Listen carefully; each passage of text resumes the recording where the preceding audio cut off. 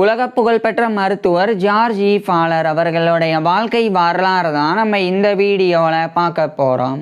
1874 ஜனவரி 29 அன்னைக்கு யுனைடெட் ஸ்டேட்ஸில் இருக்கிற பென்சில்வேனியாவுடைய கொலம்பியா கவுண்டியில் இருக்கிற நுமீடியாவில் வில்லியம் ஹச் ஃபாலருக்கும் சேரா ஏ ஸ்டைன் ஃபாலருக்கும் மகனாக பிறக்கிறார் George Edward follower.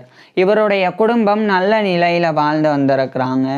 George E follower குழந்தை பருவத்திலிருந்தே ஒரு திறமையான குழந்தையாகவும் புத்தி கூர்மையுள்ள குழந்தையாகவும் இருந்து வந்தாங்க.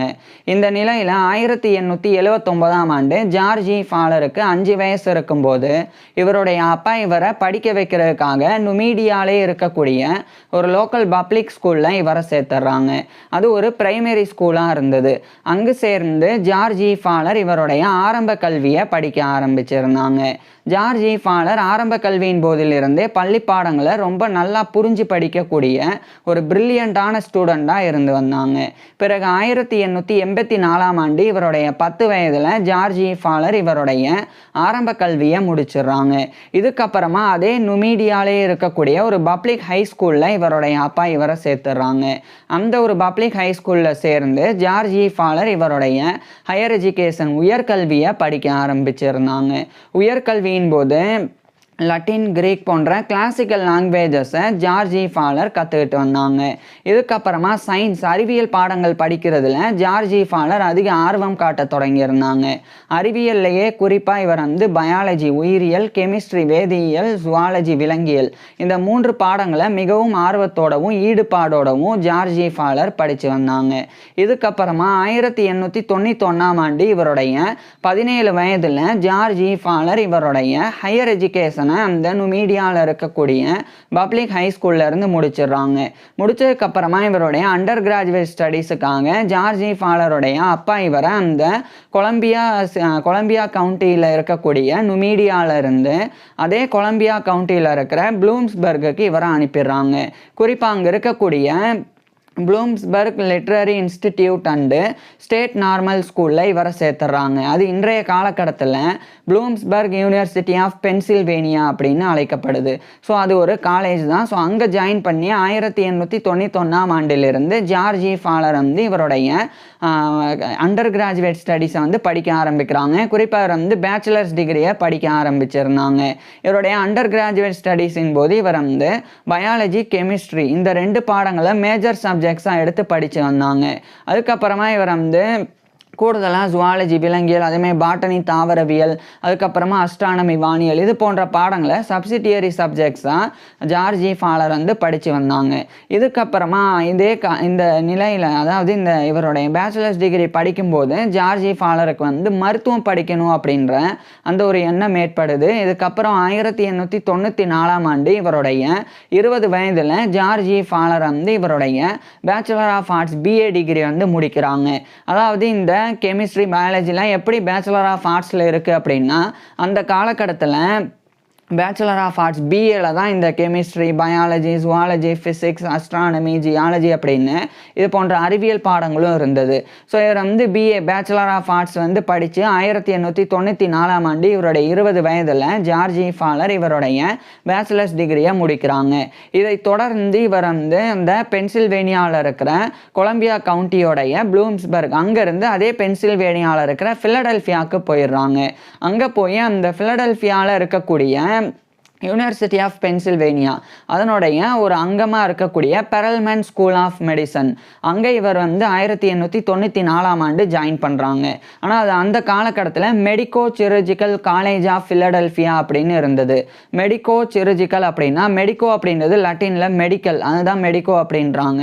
சிருஜிக்கல் அப்படின்றது சர்ஜிக்கல் அறுவை சிகிச்சை, அதை லட்டினில் சிருஜிக்கல்றாங்க. So medico chirurgical college of Philadelphia அங்கே 1894ஆம் ஆண்டிலிருந்து ஜார்ஜ் இ ஃபாலர் இவருடைய மருத்துவ கல்வியை படிக்க ஆரம்பிச்சிருந்தாங்க. ஏன் இந்த காலேஜ் பேரே லட்டினில் இருக்குது அப்படின்னா அந்த காலகட்டத்திலலாம் லட்டின், கிரீக் இந்த மொழிகளெல்லாம் படிக்கிறது ஒரு கௌரவமான விஷயமாகவே கருதப்பட்டு வந்தது. ஸோ அதனாலேயே அந்த காலேஜோடைய பேரே கூட அந்த காலகட்டத்தில் லத்தீனில் வந்து குறிப்பிடப்பட்டிருந்தது. ஸோ அங்கே சேர்ந்து இவர் வந்து மருத்துவ கல்வி படிக்க ஆரம்பிக்கிறாங்க. குறிப்பாக டாக்டர் ஆஃப் மெடிசன் அப்படின்ற எம்டி டிகிரியை ஜார்ஜ் ஃபாலர் வந்து படிக்க ஆரம்பிச்சிருந்தாங்க. இந்த நிலையில தான் 1895 நவம்பர் 8 இந்த சமயம் வில்ஹம் ரங்கன் அப்படின்ற ஒரு ஆராய்ச்சியாளர் அவர் வந்து ஜெர்மனியில் முதல் முறையாக ஜெர்மனியில் இருக்கிற ஒர்ஸ்பர்க் அங்கே வந்து ஒரு எக்ஸ்ரேவை வந்து எக்ஸ்ரே மிஷினை அவர் வந்து கண்டறிஞ்சிடுறாங்க. ஸோ எக்ஸ்ரே அப்படின்ற ஒன்றும் கிடையாது. இப்போ நம்மளுடைய உடலில் இருக்கக்கூடிய எலும்புகள் அதில் வந்து ஏதாவது ஒரு ஃப்ராக்சர் ஏற்பட்டிருக்குனாலும் அங்கே ஏதாவது வெடிப்பு ஏற்பட்டிருக்குனாலும் அதை வந்து நம்மளுடைய தோல் நீக்கி நம்மளுடைய நேரடியாக நம்மளுடைய எலும்புகளில் இருக்கக்கூடிய அந்த மாற்றங்கள் அதை வந்து சரியாக வந்து டயக்னோஸ் பண்ணுறதுக்கு பயன்படுத்தக்கூடிய ஒரு இன்ஸ்ட்ருமெண்ட் ஒரு எக்யூப்மெண்ட் தான் இந்த எக்ஸ்ரே அப்படின்றது. ஸோ அது முதல் முறை இந்த உலகத்திலேயே 1895 தான் கண்டுபிடிக்கப்பட்டது. அதை வில்ஹம் ரங்கன் தான் கண்டுபிடிச்சாங்க. இந்த வில்ஹம் ரங்கன் இவருடைய வாழ்க்கை வரலாறு நம்ம ஏற்கனவே பார்த்துருக்குறோம். ஸோ அவர் வந்து அந்த எக்ஸ்ரே கண்டுபிடிச்ச பிறகு அந்த வில்ஹம் ரங்கனுடைய பேரில் அது வந்து ரங்கன் ரே அப்படின்னு கூட வந்து அழைக்கப்படுது. ஸோ அதை வந்து அவர் கண்டறிகிறாங்க. அதுக்கப்புறம் 1896 அது ஈரோப் அமெரிக்கா அப்படின்ற பல்வேறு நாடுகளுக்கு அது வந்து படிப்படியாக எக்ஸ்ரேவானது பயன்பாட்டுக்கு வர ஆரம்பிக்குது. இது ஒரு பக்கம் இருக்க ஜார்ஜ் ஃபாலர் வந்து இவருடைய மருத்துவ கல்வியை தொடர்ந்து படித்தாங்க. இதுக்கப்புறம் 1898 அந்த மெடிக்கோ சிரஜிக்கல் காலேஜ் ஆஃப் ஃபிலடெல்ஃபியா அங்கேருந்து இவருடைய 24 வயதில் ஜார்ஜ் ஃபாலர் வந்து டாக்டர் ஆஃப் மெடிசன் அப்படின்ற எம்டி டிகிரியை இவர் வந்து கம்ப்ளீட் பண்ணிடுறாங்க. எம்டி டிகிரியை ஜார்ஜ் ஃபாலர் வந்து கம்ப்ளீட் பண்ண உடனடியாக இவர் ஒரு மருத்துவராக நோயாளிகளுக்கு சிகிச்சையெல்லாம் கொடுக்க முடியாது. அதுக்கு முன்னாடி ஒரு மருத்துவமனையில் சேர்ந்து அங்கே இருக்கக்கூடிய தேர்ந்த மருத்துவர்கள் நோயாளிகளுக்கு சிகிச்சை கொடுக்கறத பார்த்து பயிற்சி பெறணும். அது வந்து இன்டர்ன்ஷிப் அப்படின்றது. அதுக்கப்புறமா இன்டர்ன்ஷிப் முடிச்சதுக்கப்புறம் மற்ற தேர்ந்த மருத்துவர்களினுடைய மேற்பார்வையின் கீழே ஜார்ஜ் ஃபாலரை நோயாளிகளுக்கு சிகிச்சை கொடுக்கணும். இது வந்து ரெசிடென்சி அப்படின்றது. So medical internship medical residency இந்த ரெண்டையுமே கம்ப்ளீட் பண்ணாதான் ஜார்ஜ் ஃபாலர் வந்து ஒரு மருத்துவராக தகுதி பெற முடியும். இதுக்காக இந்த 1898 ஜார்ஜ் ஃபாலர் வந்து நேராக அந்த ஃபிலடெல்ஃபியாலே இருக்கக்கூடிய ஃபிலடெல்ஃபியா ஜென்ரல் ஹாஸ்பிட்டல் அங்கே இவர் ஒரு இன்டர்ன்ஷிப் பண்ணுறதுக்கு உண்டான ஒரு இன்டர்னாக ஜாயின் பண்ணி மற்ற மருத்துவர்கள் நோயாளிகளுக்கு சிகிச்சை கொடுக்கறத பார்த்து பயிற்சி பெற தொடங்குறாங்க. இந்த ஃபிலடெல்ஃபியா ஜென்ரல் ஹாஸ்பிட்டல் அப்படின்றது இன்றைய காலகட்டத்தில் பிளாக் ஆல்ம்ஸ் ஹவுஸ் அப்படின்னு அழைக்கப்படும். ஸோ அங்கே தான் இந்த ஃபிலடெல்ஃபியா ஜென்ரல் ஹாஸ்பிட்டலில் தான் இவர் வந்து இவருடைய மருத்துவ பயிற்சியை ஒரு இன்டர்னாக இருந்து பண்ணாங்க. அடுத்து 1899 ஜார்ஜ் ஃபாலர் வந்து இவருடைய இன்டர்ன்ஷிப் அந்த ஃபிலடெல்ஃபியா ஜென்ரல் ஹாஸ்பிட்டல்ல இருந்து முடிக்கிறாங்க. முடிச்ச உடனடியாக அதே ஃபிலடெல்ஃபியா ஜென்ரல் ஹாஸ்பிட்டலுடைய ஒரு அசிஸ்டன்ட் சீஃப் ரெசிடெண்டாக இவர் வந்து நியமிக்கப்பட்டுறாங்க. ஸோ இவருடைய ரெசிடென்சி பயிற்சியும் இவர் வந்து பண்ண தொடங்குறாங்க. இந்த காலகட்டத்தில் இதே 1899 தான் அந்த ஃபிலடெல்ஃபியா ஜென்ரல் ஹாஸ்பிட்டலுடைய போர்ட் ஆஃப் மேனேஜர்ஸ் அவங்க தரப்பிலிருந்து எக்ஸ்ரே மெஷின் ஆனது கொண்டு வரப்பட்டது ஃபிலடெல்ஃபியா ஜென்ரல் ஹாஸ்பிட்டலுக்கு. ஸோ நான் ஏற்கனவே சொன்னேன் 1895 கண்டுபிடிக்கப்பட்டு 1896 பயன்பாட்டுக்கு வர தொடங்கினது. ஸோ அது மாதிரி வர ஆரம்பித்ததில் 1899 தான் ஃபிலடெல்ஃபியா ஜென்ரல் ஹாஸ்பிட்டலில் எக்ஸ்ரே மெஷின் வந்து கொண்டு வரப்பட்டு அங்கே ஒரு ரேடியாலஜி டிபார்ட்மெண்ட் வந்து உருவாக்கப்பட்டது. டிபார்ட்மெண்ட் ஆஃப் ரேடியாலஜி கதிரியக்கவியல் துறையானது நிறுவப்பட்டது. உடனடியாக ஜார்ஜ் ஃபாலர் அந்த டிபார்ட்மெண்ட் ஆஃப் ரேடியாலஜியுடைய ஒரு டைரக்டராக வந்து நியமிக்கப்பட்டாங்க. ஸோ 1899 இவருடைய 25 வயதிலிருந்தே ஜார்ஜ் ஃபாலர் வந்து ஃபிலடெல்ஃபியா ஜென்ரல் ஹாஸ்பிட்டலோடைய ரேடியாலஜி டிபார்ட்மெண்ட்டோடைய ஒரு டைரக்டராக பணிபுரிய ஆரம்பிக்கிறாங்க. ஆரம்பத்தில் ஜார்ஜ் ஃபாலருக்கு வந்து அந்த அளவுக்கு அந்த எக்ஸ்ரே மேலெல்லாம் நம்பிக்கை கிடையாது. அவர் வந்து அந்த எக்ஸ்ரே பயன்படுத்தினா சரியாக வந்து அந்த எக்ஸ்ரே மூலமாக வந்து எலும்புகளை வந்து படம் எடுத்து பார்க்க முடியும். அதே மாதிரி ரேடியாலஜி கதிரியக்கத்தை வந்து ரேடியேஷன் பயன்படுத்தி நோய்களுக்கு சிகிச்சை கொடுக்க முடியும். இதிலெல்லாம் பெரிய நம்பிக்கையானது ஜார்ஜ் ஃபாலருக்கு இல்லாமல் தான் இருந்தது. ஆனால் 1900 காலகட்டத்தில் படிப்படியாக ஜார்ஜ் ஃபாலர் வந்து அந்த எக்ஸ்ரே பயன்படுத்துறது, அதுக்கப்புறம் வந்து ரேடியாலஜி மூலமாக ரேடியேஷன் பயன்படுத்தி ட்ரீட்மெண்ட் கொடுக்குறது. ஸோ இதெல்லாம் இவர் வந்து பண்ண அதில் வந்து நம்பிக்கை ஜார்ஜ் ஃபாலருக்கு வர ஆரம்பிக்குது. இந்த நிலையில தான் 1902ஆம் ஆண்டு ஜார்ஜ் இ ஃபாலர் வந்து medico chirurgical college of Philadelphia இவர் படித்த அந்த மெடிக்கல் காலேஜ் அதனுடைய ஒரு கிளினிக்கல் ப்ரொஃபஸர் ஆஃப் சிம்டமாலஜியாக இவர் வந்து அங்கே நியமிக்கப்படுறாங்க. ஸோ சிம்டமாலஜி அப்படின்றது அறிகுறியியல் அப்படின்னு அர்த்தம். அறிகுறியியலின் மருத்துவ பேராசிரியராக 1902ஆம் ஆண்டு ஜார்ஜ் இ ஃபாலர் வந்து இவர் படித்த மெடிக்கோ சிர்ஜிக்கல் காலேஜ் ஆஃப் ஃபிலடெல்ஃபியாவில் நியமிக்கப்படுறாங்க. சிம்டமாலஜி அறிகுறியியல் அப்படின்றது என்னன்னா ஒவ்வொரு நோய்க்கும் ஏற்படக்கூடிய அறிகுறிகள், அந்த அறிகுறிகள் படித்து அந்த அறிகுறிகள்னால தெரிஞ்சு கொள்ளக்கூடிய நோய்கள் அது குறித்து அப்படியே படிக்கக்கூடிய அந்த பிரான்ச், அந்த மெடிக்கல் பிரான்ச்சு தான் இந்த சிம்டமாலஜி அப்படின்றது. ஸோ அப்படி இவர் ஒரு கிளினிக்கல் ப்ரொஃபஸர் ஆஃப் சிம்டமாலஜியாக மெடிக்கோ சிர்ஜிக்கல் காலேஜ் ஆஃப் ஃபிலடெல்ஃபியாவில் பணிபுரிய ஆரம்பிக்கிறாங்க. அது மட்டும் இல்லாமல் அதே medico chirurgical college of Philadelphia அது சார்ந்த ஒரு மருத்துவமனை, அது வந்து medico chirurgical college of hospital அப்படின்னு இருக்குது. ஸோ அதனுடைய ரேடியாலஜி டிபார்ட்மெண்ட்டோடைய ஒரு டைரக்டராகவும் 1902ஆம் ஆண்டு ஜார்ஜ் இ ஃபாலர் வந்து நியமிக்கப்படுறாங்க. இதுக்கப்புறம் 1903ஆம் ஆண்டு ஃபிலடெல்ஃபியா ஜெனரல் ஹாஸ்பிட்டலோடைய ரேடியாலஜி டிபார்ட்மெண்ட்டோடைய டைரக்டர் அப்படின்ற பதவியில் மட்டும் இவர் வந்து விலகி, ஆனால் அதே ஃபிலடெல்ஃபியா ஜெனரல் ஹாஸ்பிட்டலில் ஒரு ஃபிசிஷியனாக தொடர்ந்து ஒர்க் பண்ண ஆரம்பிக்கிறாங்க. மேலும் இதே காலகட்டத்தில் அந்த medico chirurgical college hospital, so அங்குமே இவர் வந்து ரேடியாலஜி டிபார்ட்மெண்ட் டைரக்டர் அந்த பொறுப்பில் தொடர்ந்து வந்து பணிபுரிஞ்சாங்க. இந்த காலகட்டத்திலலாம் இவர் வந்து ஓரல் கேன்சர், வாய்வழி புற்றுநோய், அதுக்கப்புறமா வந்து பிரஸ்ட் கேன்சர், மார்பக புற்றுநோய், ஸோ அதுக்கெல்லாம் ரேடியேஷனை பயன்படுத்தி சிகிச்சை கொடுக்கக்கூடிய அந்த ஒரு முயற்சிகளில் ஜார்ஜ் இ ஃபாலர் வந்து ஈடுபட தொடங்கியிருந்தாங்க. குறிப்பாக ஜார்ஜ் இ ஃபாலர் வந்து எக்ஸ்ரேவை வெறும் மருத்துவ நோய்கள் இருக்குதா அப்படின்றத கண்டறியறதுக்கு, டயக்னோசிஸுக்கு மட்டும் பயன்படுத்தாமல் அந்த ரேடியேஷன், அந்த ரேடியாலஜியை நேரடியாக வந்து ட்ரீட்மெண்ட்டுக்கும் இவர் வந்து பயன்படுத்த ஆரம்பிச்சிருந்தாங்க. ஸோ நான் ஏற்கனவே சொல்ல மாதிரி வாய் புற்றுநோய், அதில் குறிப்பாக லிப் கேன்சர், உதடில் ஏற்படக்கூடிய புற்றுநோய், அது குறித்து ஜார்ஜ் இ ஃபாலர் வந்து ரேடியேஷன் பயன்படுத்தி சிகிச்சை கொடுத்தாங்க. ரேடியேஷனுடைய சோர்ஸாக அந்த காலகட்டத்தில் ரேடியம், அது வந்து ரேடியேஷனுடைய சோர்ஸாக பயன்படுத்தப்பட்டது. ஸோ அதையும் ஜார்ஜ் இ ஃபாலர் வந்து பயன்படுத்தி வந்தாங்க.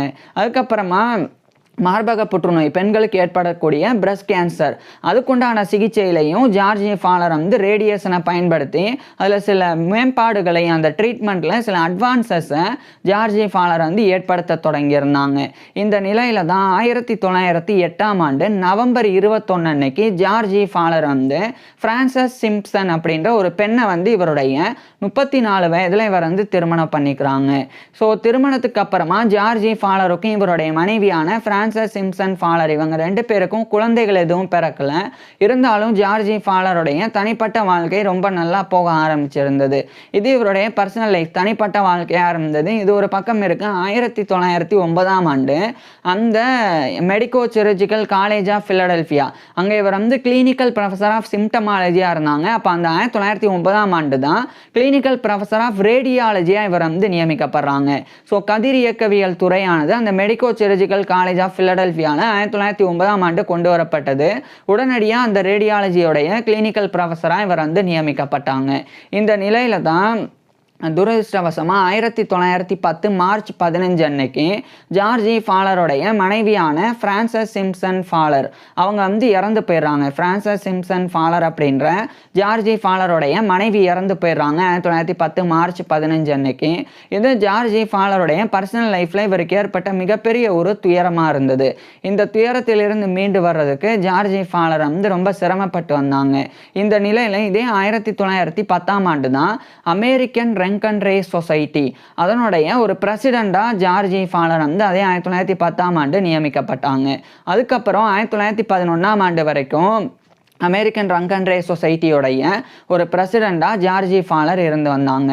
இந்த நிலையில் இந்த 1911ஆம் ஆண்டு தான் medico chirurgical college of Philadelphia அதனுடைய கிளினிக்கல் ப்ரொஃபஸர் ஆஃப் ரேடியாலஜி அப்படின்ற பொறுப்பில் இருந்து ஒரு ஃபுல் ப்ரொஃபஸர் ஆஃப் ரேடியாலஜியாக பதவி உயர்வை பெறாங்க. ஸோ கதிர் இயக்கவியல் பேராசிரியராக ப்ரொஃபஸர் ஆஃப் ரேடியாலஜியாக 1911ஆம் ஆண்டிலிருந்து அதே மெடிக்கோ சிர்ஜிக்கல் காலேஜ் ஆஃப் ஃபிலடெல்ஃபியாவில் ஜார்ஜ் இ ஃபாலர் வந்து ஒர்க் பண்ண ஆரம்பிக்கிறாங்க. அதுக்கு அடுத்த ஆண்டு 1912ஆம் ஆண்டு அமெரிக்கன் எலக்ட்ரோ தெரபியூட்டிக் அசோசியேஷன் அதனுடைய ஒரு பிரசிடெண்டாக 1912ஆம் ஆண்டு ஜார்ஜ் இ ஃபாலர் நியமிக்கப்பட்டாங்க. அந்த பதவியில் 1913லையும் ஜார்ஜ் இ ஃபாலர் வந்து இருந்தாங்க. இதுக்கப்புறம் 1914ஆம் ஆண்டு ஃபர்ஸ்ட் வேர்ல்டு வார் முதல் உலகப் போரானது தொடங்கிறது.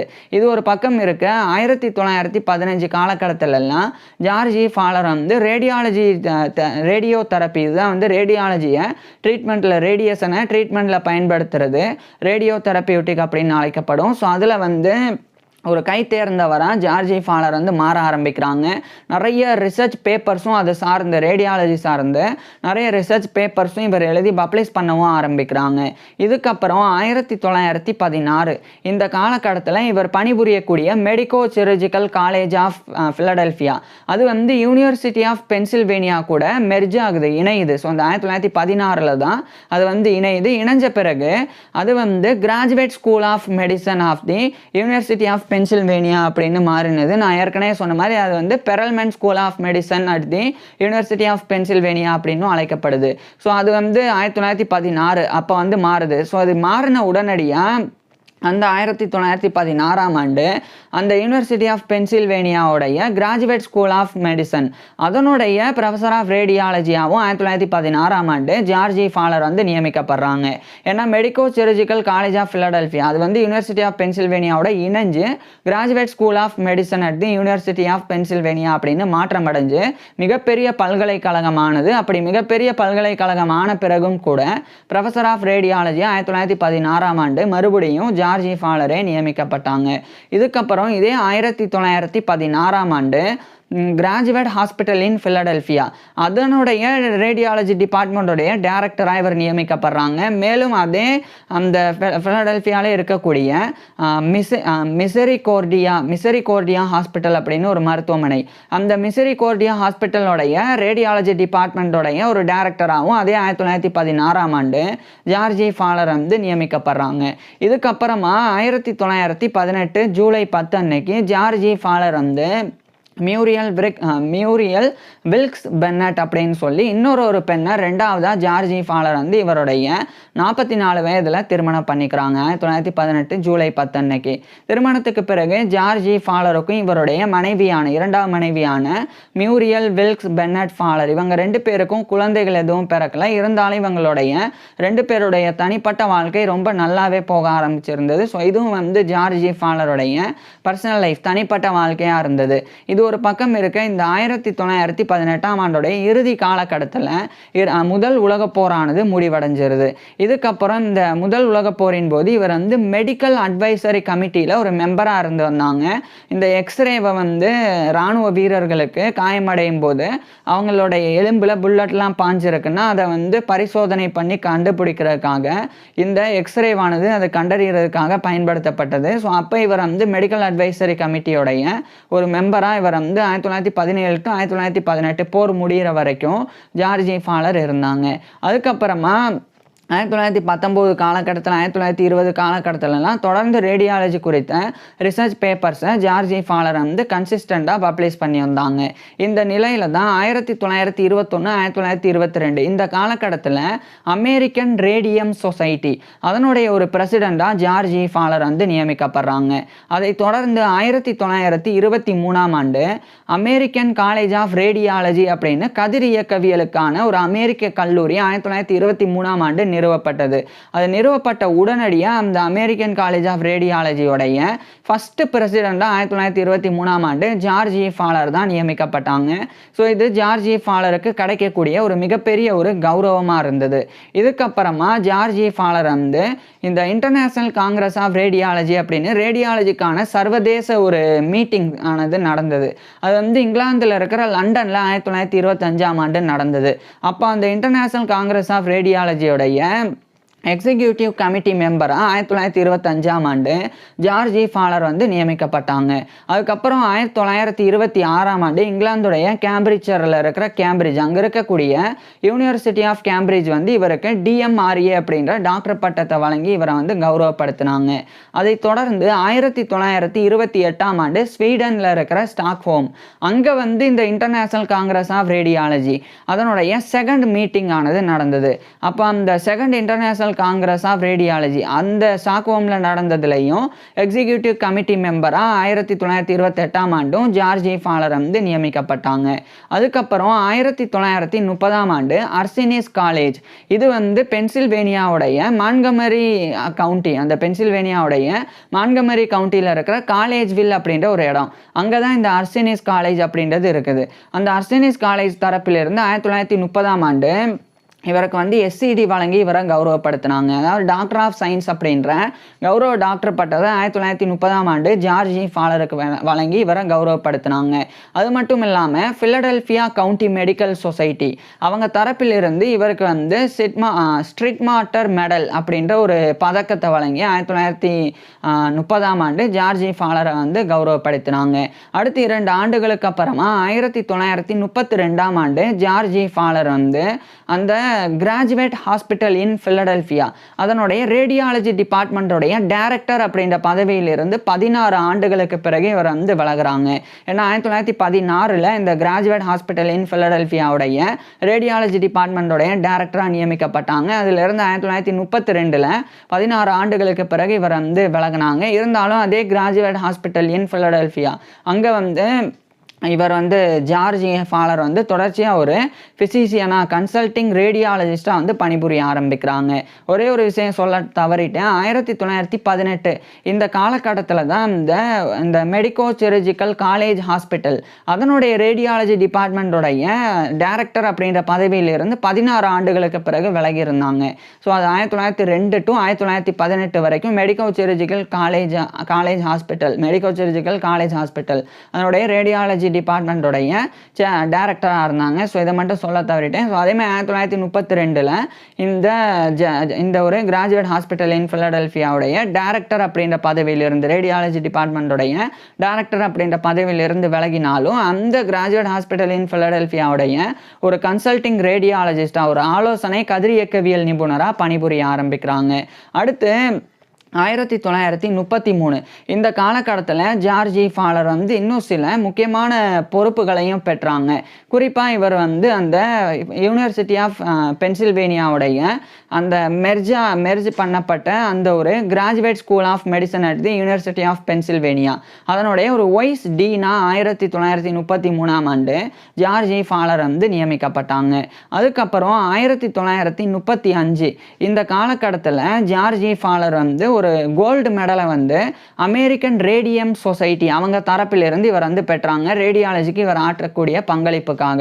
அதுக்கப்புறம் 2 ஆண்டுகளுக்கு பிறகு 1937ஆம் ஆண்டு ஜார்ஜ் இ ஃபாலர் வந்து அமெரிக்கன் ரங்கன் ரே சொசைட்டி அதனுடைய கோல்டு மெடலையும் இவர் வந்து பெற்றாங்க. இதுக்கப்புறம் அந்த 1937ஆம் ஆண்டு தான் சிகாகோவில் யுனைடெட் ஸ்டேட்ஸோட இல்லினாய்ஸில் இருக்கிற சிகாகோ அங்கே வந்து இன்டர்நேஷ்னல் காங்கிரஸ் ஆஃப் ரேடியாலஜி அதனுடைய 5th மீட்டிங் நடந்தது. அப்போ அதனுடைய ஆனரி வைஸ் பிரசிடெண்டாக ஒரு கௌரவ துணை தலைவராக 1937ஆம் ஆண்டு அந்த சிகாகோவில் நடந்த 5th international Congress of radiology மீட்டிங்கில் இவர் வந்து ஜார்ஜ் இ ஃபாலர் வந்து நியமிக்கப்பட்டாங்க. அடுத்து 1938ஆம் ஆண்டு 3rd இன்டர்நேஷ்னல் கேன்சர் சொசைட்டி அது வந்து நடந்தது. அப்போ அதனுடைய ஒரு ஆனரி வைஸ் பிரசிடெண்டாக 1938ஆம் ஆண்டு ஜார்ஜ் இ ஃபாலரே நியமிக்கப்பட்டாங்க. இதுக்கப்புறம் 1939 இந்த காலகட்டத்தில் 2ஆம் உலகப் போரும் தொடங்குது. அந்த 2ஆம் உலகப் போர்லையும் எக்ஸ்ரேவினுடைய பயன்பாடு மிக பெருமளவில் இருந்து வந்தது. இதுக்கப்புறம் 1942ஆம் ஆண்டு அந்த அர்சினிஸ் காலேஜ்வில் இருக்கிற அர்சினிஸ் காலேஜ் அவங்க தரப்பிலிருந்து LLD அப்படின்ற கௌரவ டாக்டர் பட்டத்தை 1942ஆம் ஆண்டு ஜார்ஜ் இ ஃபாலருக்கு வழங்கி இவரை கௌரவப்படுத்தினாங்க. அதாவது அந்த அர்சனிஸ் காலேஜ் தரப்பிலிருந்து வழங்கப்பட்ட எல்எல்டி அப்படின்னா லட்டினில் லெகம் டாக்டரேட் அப்படின்றது தான் எக்ஸ்பேன்ஷன். இது இங்கிலீஷில் வந்து கேனன் லா, சிவில் லா, அந்த 2 லாஸ் உள்ளடங்கிய டாக்டர் ஆஃப் லாஸ் அப்படின்னு அழைக்கப்படும். ஸோ அதுதான் எல்எல்டி. அந்த கௌரவ டாக்டர் பட்டத்தை 1942ஆம் ஆண்டு ஜார்ஜ் ஜி ஃபாலர் வந்து அர்சனிஸ் காலேஜிலிருந்து பெற்றாங்க. அதுக்கப்புறம் 1943ஆம் ஆண்டு 27 ஆண்டுகளுக்கு பிறகு அந்த மிசரிகோர்டியா ஹாஸ்பிட்டல் அதனுடைய ரேடியாலஜி டிபார்ட்மெண்ட் டைரக்டர் அப்படின்ற பதவியில் இருந்தும் இவர் வந்து விலகுறாங்க. அதாவது 1916 தான் இந்த மிசரிகோர்டியா ஹாஸ்பிட்டலோடைய ரேடியாலஜி டிபார்ட்மெண்டோடைய டைரக்டராகவும் இவர் நியமிக்கப்பட்டாங்க. 1943 27 ஆண்டுகளுக்கு பிறகு இவர் வந்து ரிட்டையர் ஆனாங்க. அடுத்து 2 ஆண்டுகளுக்கு பிறகு 1945ஆம் ஆண்டு 2ஆம் உலகப் போரும் வந்து முடிவடையுது.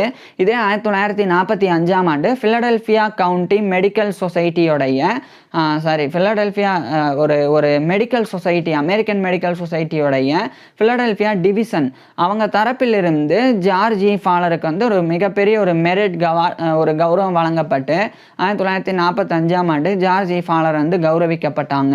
அதுக்கப்புறம் 1946ஆம் ஆண்டு அந்த பென்சில்வேனியா கவுண்டி மெடிக்கல் சொசைட்டியோடைய பிலடெல்பியா டிவிஷன்லேருந்து மெரிட் பெற்ற அடுத்த ஆண்டு 1946ஆம் ஆண்டு இவர் வந்து graduate school of medicine at the university of Pennsylvania அதனுடைய ப்ரொஃபஸர் ஆஃப் ரேடியாலஜி அப்படின்ற அந்த பதவியிலிருந்தும் வைஸ் டீன் அப்படின்ற அந்த பதவியிலிருந்தும் இவர் வந்து இவருடைய 72 வயதில் ரிட்டையர் ஆகுறாங்க. ஜார்ஜ் ஜி ஃபாலர் வந்து ரிட்டையர் ஆன பிறகும் அதே அந்த graduate school of medicine at the university of பென்சில்வேனியாவுடைய ஒரு எமரட்டஸ் ப்ரொஃபஸராக இவர் நியமிக்கப்படுறாங்க. எமரட்டஸ் ப்ரொஃபஸர் அப்படின்னா ஏற்கனவே இவர் இருந்த பொறுப்பில் சும்மா ஒரு கௌரவத்தோட பயணிக்கிற மாதிரி. ஸோ அந்த பொறுப்பில் ஜார்ஜ் ஜி ஃபாலர் வந்து நியமிக்கப்பட்டாங்க. இதுக்கப்புறம் 2 ஆண்டுகளுக்கு பிறகு 1948ஆம் ஆண்டு அந்த graduate school of medicine at the university of Pennsylvania தரப்பிலிருந்து அலுமினி அசோசியேஷன் அந்த ஒரு கௌரவம் 1948ஆம் ஆண்டு ஜார்ஜ் ஜி ஃபாலருக்கு வழங்கப்பட்டது. அதுக்கப்புறம் 1950 இந்த காலகட்டத்தில் ஃபேக்கல்டி ஆஃப் ரேடியாலஜிஸ்ட் அதனுடைய ஒரு ஹானரி ஃபெல்லோவாக இவர் வந்து தேர்ந்தெடுக்கப்பட்டாங்க. இதைத் தொடர்ந்து அதே 1950ஆம் ஆண்டு 6th international congress of radiology அதுவும் வந்து லண்டன்லேயே நடந்தது, இங்கிலாந்தில் இருக்கிற லண்டனில். அப்போ அதனுடைய ஒரு ஆனரி வைஸ் பிரசிடெண்ட்டாக 1950ஆம் ஆண்டு ஜார்ஜ் ஜி ஃபாலர் தான் வந்து நியமிக்கப்பட்டாங்க. அதுக்கப்புறம் 1951ஆம் ஆண்டு radiological society of north America அவங்க தரப்பிலிருந்து ஜார்ஜ் ஜி ஃபாலருக்கு வந்து ஒரு கோல்டு மெடல் வழங்கி இவரை கௌரவப்படுத்தினாங்க. பிறகு 1952ஆம் ஆண்டு அமெரிக்கன் காலேஜ் ஆஃப் ரேடியாலஜி அவங்க தரப்பிலிருந்தும் ஜார்ஜ் ஜி ஃபாலருக்கு வந்து 1952ஆம் ஆண்டு இன்னொரு கோல்டு மெடலை வழங்கினாங்க. இப்படி 6 கோல்டு மெடல்ஸை ஜார்ஜ் ஜி ஃபாலர் வந்து ரேடியாலஜியில் இவர் ஆற்றக்கூடிய பங்களிப்புக்காக கௌரவங்களாக பெற்றாங்க. இதுக்கப்புறம் 1953ஆம் ஆண்டு டென்மார்க்கில் இருக்கிற கோப்பன்ஹேகன் அங்கே தான் வந்து 7th international congress of radiology நடந்தது. அப்போ அதனுடைய ஒரு எமரட்டஸ் வைஸ் பிரசிடெண்ட்டாக 1953ஆம் ஆண்டு ஜார்ஜ் ஜி ஃபாலர் நியமிக்கப்பட்டாங்க.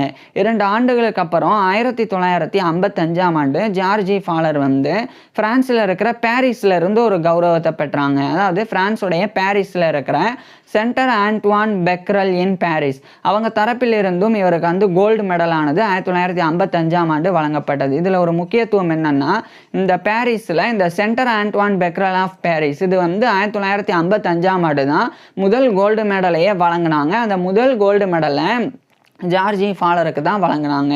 இதுக்கப்புறம் 1956ஆம் ஆண்டு 8th international congress of radiology இது வந்து 1956ஆம் ஆண்டு வேறு ஒரு இடத்துல வந்து நடத்தப்பட்டது. அந்த இடம் மட்டும் நான் வந்து டிஸ்பிளேல வந்து மென்ஷன் பண்ணுறேன்.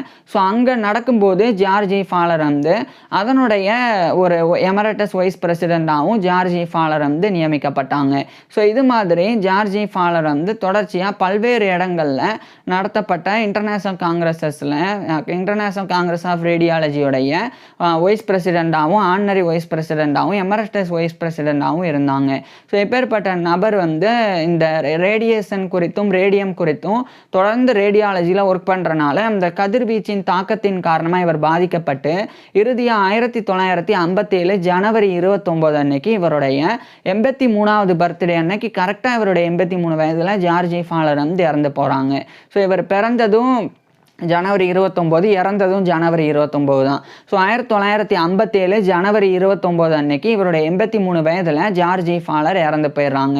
இவர் இறந்து போன பிறகு ரேடியாலஜியில் இவருடைய கான்ட்ரிபியூஷனை கௌரவப்படுத்தும் விதமாக அந்த பென்சில்வேனியாவுடைய மான்கமரி கவுண்டியில் இருக்கிற காலேஜ்வில்லுடைய அர்சனிஸ் காலேஜ் அங்கே வந்து ஜார்ஜ் ஃபாலருடைய பேரில் ஃபாலர் ஹால் ஆஃப் சயின்ஸ் அப்படின்னு சொல்லி ஒரு ஹாலை வந்து நிறுவி அங்கே வந்து இவருடைய பேரை வந்து சூட்டியிருக்கிறாங்க.